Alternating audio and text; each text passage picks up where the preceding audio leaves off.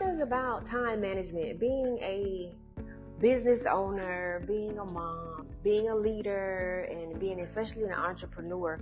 So a lot of questions I get about how do I just juggle the time. And one thing that I do, and this has been one of my practices for years, two things actually.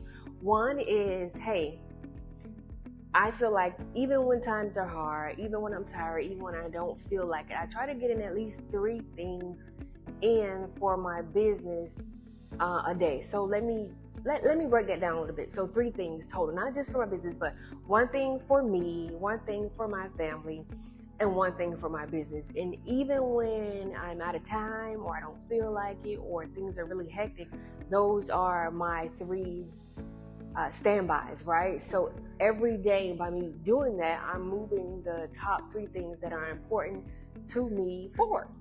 Three things, okay? One for me, one for my business, one for my family. Okay, another thing. So that's when things are crazy and I have to make sure that I get in something to move the needle forward for those three things. But of course, I use my to-do list. Now, what was crazy is I had a pretty massive to-do list because I would just add to it every day. But psychologically, I think that kind of threw me off. So I make short little bursts of to-do lists. And I get them done, and I'm sure you've heard of, hey, crossing that out, you know, release some dopamine, and it makes you feel good. So, to-do list and that, hey, top three things. That's how I manage my time.